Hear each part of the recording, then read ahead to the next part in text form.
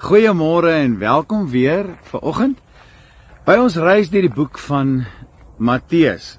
Nou, ons lees vandag ons tweede gedagte uit hoofstuk 8 en weer is Jesus besig om te genees en weer val die klem vandag op die woordjie geloof en wat dit werklik beteken vir jou en vir my en meer spesifiek die rol wat dit speel in jou en my genesing, of dan vir enige ander saak waarvoor ons die Here in geloof voor vertrou. Nou, dis baie belangrik dat ek en jy vandag sal verstaan dat geloof sy oorsprong vind in die hart van die mens en altyd geaktiveer word deur ons kennis en oortuiging van God se vermoë en wat hy by magte is om te kan doen vir jou en vir my as die Kreator, die skepper van hemel en aarde. Die oortuiging van die feit dat hy God is, hier inherent in jou hart en in jou menswees. Die skepper van die heelal, die opperheerser van alles wat bestaan en dan die laaste maar ook die belangrikste, die autoriteit van sy woord moet 'n geloofsoortuiging in jou hart wees. Dat God is wie hy sê hy is en dat sy woorde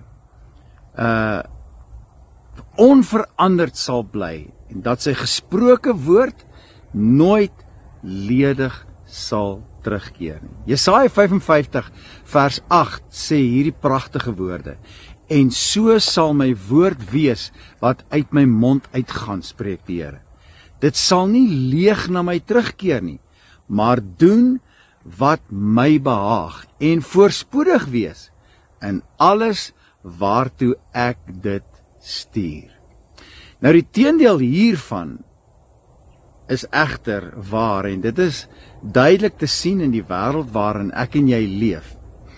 En dit is die mosie van wantroue en die ongeloof wat mense soms tentoonstel wanneer dit kom by God se woord.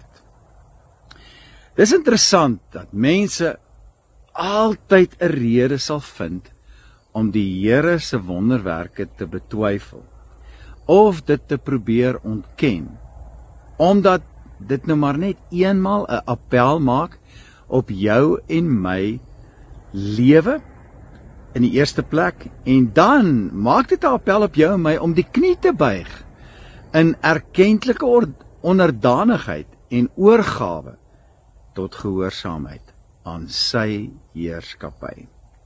Hosea 4 vers 6 sê hierdie ding: my volk gaan ten gronde weens 'n gebrek aan kennis.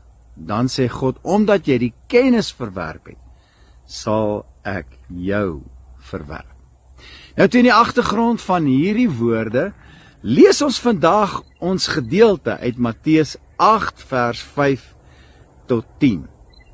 Kom ons lees dit gou saam. En nadat Jesus in Kapernaum ingegaan het, kom daar 'n hoofman oor 100 na hom toe en smeek hom en sê: Here, my knegt lê tuis verlam en hy ly aan ewige pyne.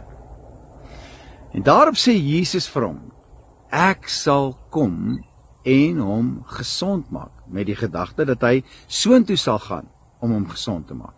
Vers 8 sê: en die hoofman oor 100 antwoord en sê vir Jesus: Here, ek is nie werd dat u onder my dak inkom nie. Hoekom? Want hy's 'n heiden, hy's onrein. Hy ken die Joodse geloof. U kan net 'n woord spreek en my knegt sal gesond word. Want ek is ook 'n man onder gesag en ek het soldate wat onder my is. En vir hierdie een sê ek gaan en hy gaan. En vir 'n ander een sê ek kom en hy kom. En vir my diensknegt doen dit en hy doen dit. Vers 10 sê: toe Jesus dit hoor wat hierdie hoofman oor 100 sê, het hy hom verwonder en aan sy volgelinge gesê, voorwaar, ek sê vir julle, selfs in Israel het ek so 'n groot geloof nie gevind nie. Dadelik vanuit hierdie teks kan ek en jy agterkom dat die geloof waarvan Jesus praat, wat hierdie man gedemonstreer het, nie geloof is in die feit dat daar 'n God is nie, maar sy geloof in die feit dat Jesus wat voor hom staan, God is en dat hy werklik die Messias is, wie hy sê hy is. Jy moet verstaan dat die grootste gedeelte van die Jode Jesus se appel dat hy die seun van God was en dat hy die Messias was, verwerp het. Miskien nie toe hy besig was om wonderwerke te doen en mense te genees nie, maar verseker toe hy voor Pontius Pilatus gestaan het al daai mense wat so te kere gegaan het toe hy genesings gedoen het hulle hom as die seun van God en die Messias verwerp. Toe het almal hom met 'n geloofsdaad en met hulle woorde verloon, toe hulle soos een man geskree het, kruisig hom. Dit was in wese 'n daad wat hulle ongeloof bevestig het. Nou hierdie hoofman was 'n vermoënde man, en ek is seker dat hy alles al probeer het in pogings voordat hy by Jesus uitgekom het, om vir hierdie man, hierdie knegt van hom, genesing te probeer bewerk, en dat hy al die opsies uitprobeer het, om uiteindelik te arriveer by 'n plek van moedeloosheid, waar hy nie meer geweet het hoe verder nie. Nou luister gou baie aandagtig vir my vandag. Miskien is dit presies die regte plek waar ek en jy moet beland, om regtig iets uit God se hand te kan ontvang. Op daardie spasie, waar jy kom aan die einde van jou eie plannetjies, jou eie slimmighede, jou eie oplossings wat jy wil bewerk. Matteus 5 sê, geseënd is hulle wat weet hoe afhanklik hulle van God is. Dit is die rede dat Jesus vandag hierdie man, hierdie hoofman oor 100, uitsonder, omdat hy as 'n heiden, wat nie eers deel was van God se volk nie, nie eers die tradisionele dinge gedoen het wat Jode gedoen het nie, omdat hy sê, in die hele Israel het hy nog nie sulke geloof teëgekom nie. Dit bedoel, in die hele volk van Israel, as gelowiges, het hy nog nie hierdie tipe geloof by uitgekom nie. Dat hy as vreemdeling, met geen kennis van God se woord, of die profete se profeseë oor Jesus, die Messias nie, dat hy Jesus erken, as die Messias, en as redder, en totaal oortuig was van Jesus se vermoë, om iemand oor 'n afstand van kilometers te kon genees.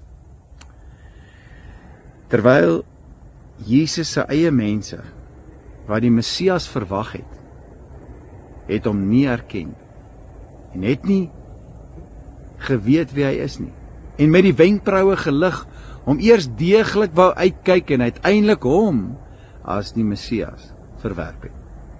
Vandag moet die vraag ontstaan in jou hart en in jou gedagtes. Glo jy werklik dat Jesus jou kan genees? En dat hy oor die vermoë beskik om jou vanuit die hemelse dimensie te kan aanraak en jou te kan genees? Of is jou wenkbrau ook 'n bietjie gelig? In vertwyfeling, om eers nog 'n dokter te gaan sien en nog 'n opinie te kry, of dalk 'n nuwe reeks pille aan te durf.